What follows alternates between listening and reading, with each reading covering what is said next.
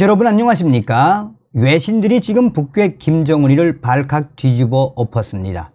외신들은 이번에도 북괴 김정은이가 주장하는 전술핵 배치, 이는 명백한 사기극이다 라고, 왜 김정은이가 이렇게 사기극을 벌이는지 소상하게 밝혔습니다. 또한 해군절, 해군사령부를 찾았던 북한 김정은이가 난리가 났다라는 현지인의 소식. 우리는 자나깨나 한미일 동맹으로 북괴 김정은을 강력하게 압박해야 합니다. 이번 한미연합훈련에 김정은이가 다급한 나머지 전술핵 운용에 대한 발표를 했는데 무엇이다? 다급한 김정은의 민낯이 드러났다라고 들으셔도 되겠습니다. 자, 데일리 NK가 김정은 방문 두고 해군 내부에서 반응 쏟아져. 김정은이 해군절을 맞아 2012년 집권 후 처음으로 해군 사령부 방문한 가운데 해군 내에서는 다양한 반응이 쏟아져 나오고 있는 것으로 전해지고 있습니다. 김정은이 지난 28일 해군절을 맞아 딸 김주애와 해군 사령부를 방문해 축하 연설을 했다라고 보도했습니다. 보도에 따르면 김정은이는 당시 연설에서 현 정세는 해군이 전쟁 준비 완성에 총력을 다해 상시적으로 임전 태세를 유지할 것을 요구하고 있다라며, 우리 해군은 전략적 임무를 수행하는 국가 핵 억제력의 구성 부분으로 될 것이라고 강조했습니다. 해군력 증강을 강조하면서 해군의 전술핵을 실전 배치할 것임을 시사한 것입니다.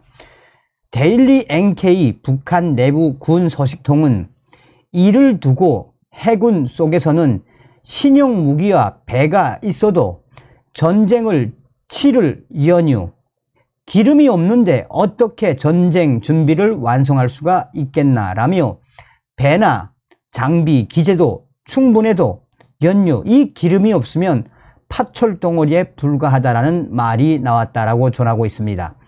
특히 해군 내에서는 지금 조선 해군 전체가 보유하고 있는 연유량이, 기름량이 전쟁이 터지면 하루나 이틀밖에 못 버틸 양이라는 이야기도 나오고 있다라며, 또 해상 전투 시 자폭을 해서라도 승리하기 전까지는 돌아오지 말라고 하는데, 연유가 없으니 돌아올 때 쓸 기름이 없어서 어떻게 사상 교육하는 것 아니겠느냐라며 강력한 비판들이 터져 나오고 있다라고 전하고 있습니다.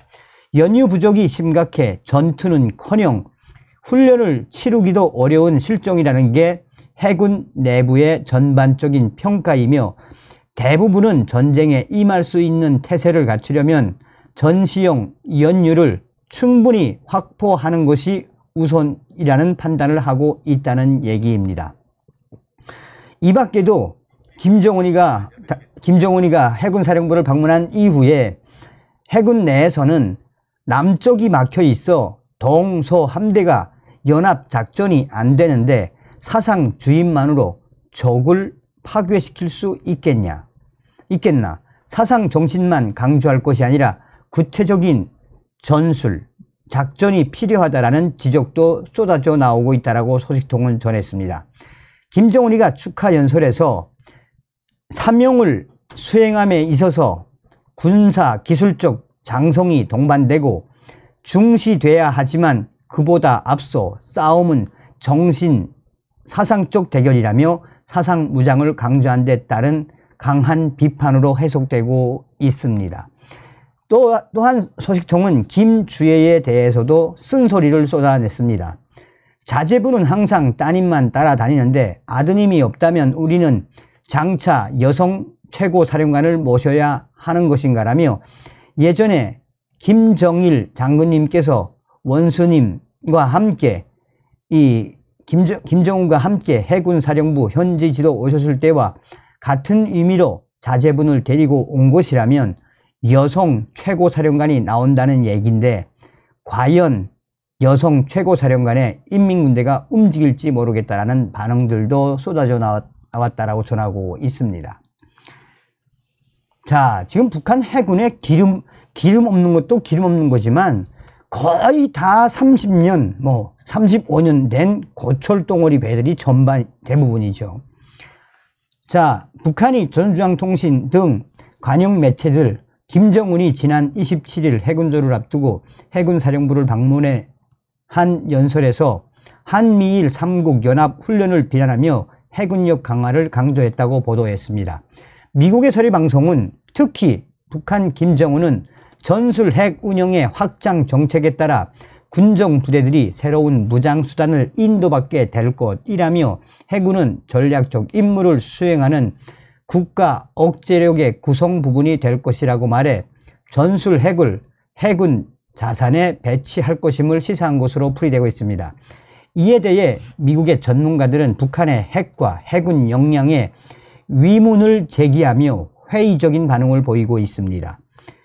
이 켄 고스 미 해군 분석센터 국장은 미국의 서리 방송과의 전화 통화에서 북한이 만일 잠수함 등 해군 자산에 핵무기를 도입하게 된다면 육상 기반 핵무기보다 한미일 3국의 감시와 추적을 따돌리고 대륙간弾道미사일 ICBM의 사거리를 늘릴 수 있는 이점을 얻을 것이라며, 그러나 먼저 북한의 해군 전함에 탑재할 전술 핵무기와 관련한 적절한 역량을 확보해야 이 같은 가정이 가능해진다며 북한은 아직까지 그런 역량을 보여주지 못했다라고 지적했습니다. 그러면서 북한은 전술 핵무기의 필수적인 핵탄두 소형화를 위한 7차 핵실험도 아직 실시하지 않았으며 핵탄두를 미사일에 결합하는 모습도 보여주지 못했다라며 사실상 김정은이가 거짓말을 하고 있다고 강조하고 있습니다. 아울러 완전한 핵 능력을 갖추기 위해 탄두의 대기권, 재진입 능력을 갖춘 미사일을 보유할 수 있는지, 또 그것이 재진입 과정에서 살아남을 수 있는지 역시 아직 검증되지 않았다라고 덧붙였습니다. 고수 국장은 그러면서 북한의 핵 역량과 별개로 해군 자산들 역시 핵무기를 배치해 운영하기에 역량이 충분치 않다, 매우 낙후되어 있다라고 전했습니다. 북한 해군은 신형이 아닌 낡고 오래된 함선을 다수 보유하고 있으며 잠재적으로 침몰할 수 있는 수준의 해군력이 바로 북한의 해군력이라고 강하게 이 김정은의 해군을 질타했습니다. 그러면서 그 같은 낡은 전함에 핵무기를 배치해 잠재적 피해를 떠안는 것은 북한도 원치 않을 것이다 라고 말했습니다.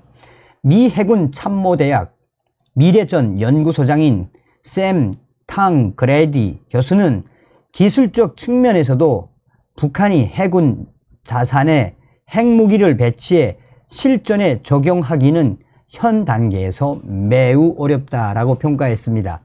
탕그레드 교수는 해상에서 함정이나 잠수함 등에 핵무기를 배치하는 것은 지상에서 핵무기를 발사하는 것보다 더 어렵고 힘들다라며, 특히 탄도미사일의 표적은 로켓 엔진의 연소 시간에 따라 달라진다면서 이를 계산하기 위해서는 발사기의 정확한 위치를 알아야 하는데 육상과 달리 발사 플랫폼이 계속 움직이는 해상에서는 정확한 위치를 고정시키기가 매우 어렵다라고 설명했습니다. 또한 계속 움직이는 해상에서 정확한 발사를 위해서는 미사일 발사대가 안정화돼야 한다면서 이를 위해서는 특수 센서와 위성 신호에 접근할 수 있는 능력이 필요하지만 북한은 그런 능력이 없다라고 진단했습니다. 그러면서 탕그레디 교수는 북한 해군이 현재 보유한 미사일로는 핵을 탑재할 수 없으며 장거리 타격 역량도 기대할 수 없다라고 김정은이를 발칵 뒤집어 엎었습니다.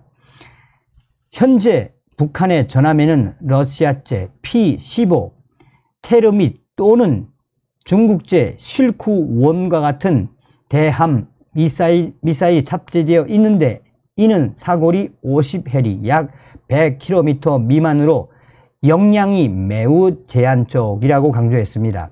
그러면서 이 미사일에는 실질적인 핵탄두를 탑재할 수 없으며 탑재한다고 하더라도 지상 목표를 정확하게 조준하기는 어려워 전략 무기라고 부를 수 없는 수준이 될 것이며 왜 김정은이가 공개했는지 도대체 이해할 수가 없다라고 전하고 있습니다.